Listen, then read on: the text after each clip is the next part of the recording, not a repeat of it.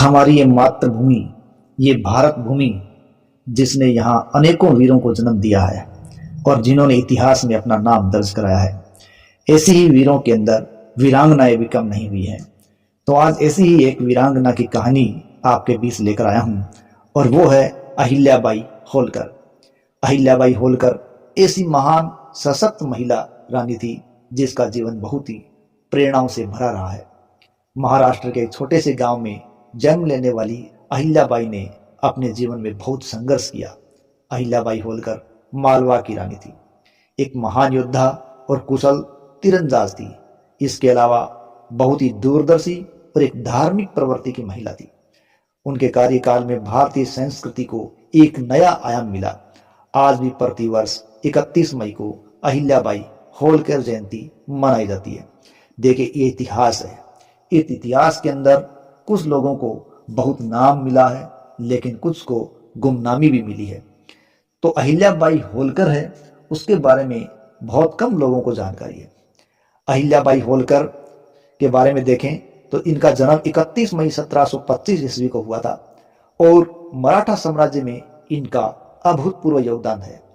इनके पिता का नाम मांकोजी शिंदे था, जो बहुत ही साधारण व्यक्ति थे और इनके पिता हमेशा अपनी पुत्री को आगे बढ़ने की शिक्षा देते थे, जिसका उनके जीवन पर बहुत गहरा प्रभाव पड़ा। देखिए, यह वो काल था जब महिलाओं को पढ़ना लिखना नहीं आता था और ना ही उनकी शिक्षा की कोई व्यवस्था की जाती थी, लेकिन फिर भी मंकोजी ने अपनी बेटी अहिल्याबाई की उचित शिक्षा की व्यवस्था की थी। इनकी माता का नाम सुशीला शिंदे था। देखिए, अहिल्याबाई एक सेवाभावी प्रवृत्ति की महिला थी। इनका गांव चौड़ी अहमदनगर महाराष्ट्र में है। अब देखते हैं कि ये शासिका ने किस प्रकार एक न्याय के कारण अपने आप को इतिहास में दर्ज करवा दिया। देखिए, इनका विवाह 8 वर्ष की आयु में ही खांडेराव से हो गया, जो कि इंदौर के थे। दरअसल बात इस प्रकार की है कि इंदौर के शासक मल्हार राव होलकर एक बार अहिल्याबाई होलकर के गांव चौड़ी से गुजर रहे थे, तो उन्होंने अहिल्याबाई होलकर को मंदिर के सामने भोजन कराते देखा था, लोगों की सेवा करते हुए देखा था।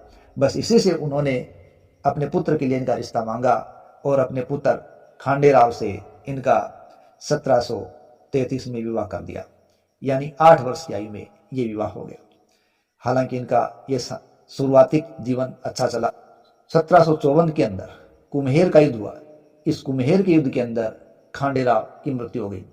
इस प्रकार कम ही उम्र में अहिल्याबाई होलकर विधवा हो गई और इनको संसार से विरक्ति सी हो गई और अपने आप को संन्यास की तरफ धकेलने लगी।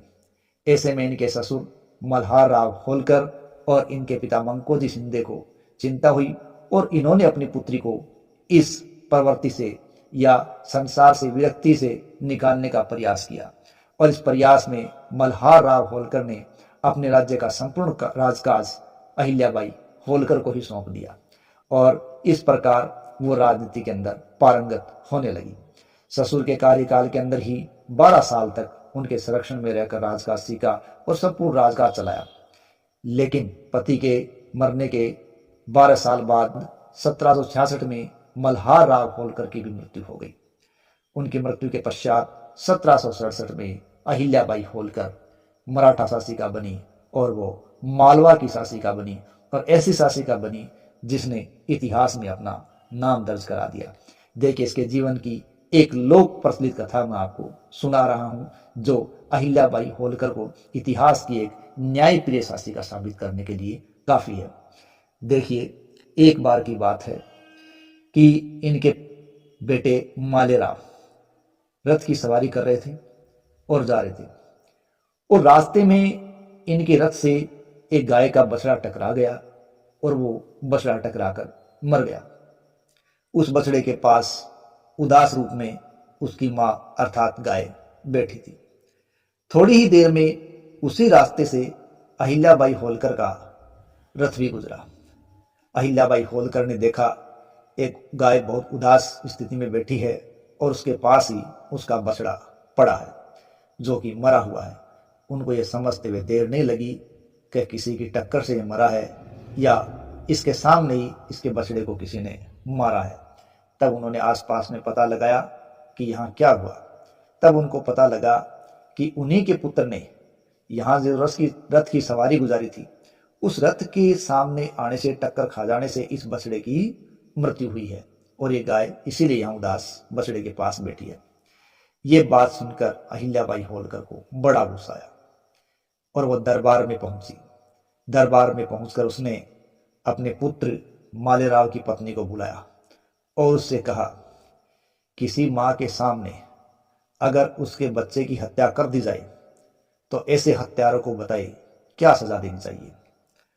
तब उसके पुत्र मालेराव की पत्नी ने कहा, ऐसे हत्यारे को भी मौत की सजा देनी चाहिए, बस और क्या था। अहिल्याबाई होलकर ने भी अपने पुत्र के बारे में वही फैसला सुना दिया कि इसके हाथ पैर बांधे जाएं और उसको बाजार में छोड़ा जाए और रथ से इसे उछला जाए, टक्कर मार के इसे मारा जाए।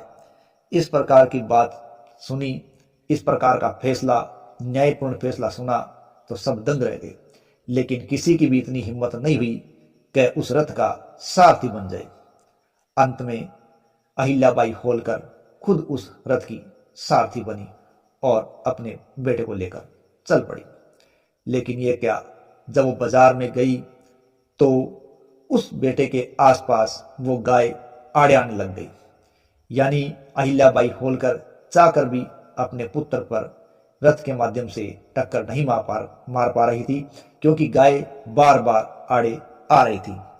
ऐसी स्थिति के अंदर मंत्री ने कहा, महारानी जी, ये गाय भी यही चाहती है कि बच्चे को माफ कर दिया जाए, क्योंकि ये नहीं चाहती किसी और का बच्चा उसकी मां के सामने ही इस प्रकार जान से चला जाए। इसीलिए बार बार आपके आड़े आ रही है और रथ को आपके पुत्र से टकराने से बचा रही है। इसीलिए इस इशारे को अहिल्याबाई होलकर ने भी समझा और अपने पुत्र को माफ कर दिया। लेकिन इंदौर के जिस बाजार में यह घटना घटी, उस बाजार को आज भी आड़ा बाजार के नाम से जाना जाता है, जो अहिल्याबाई होलकर के न्यायपूर्ण रवैये का गवाह है। जय हिंद, जय भारत।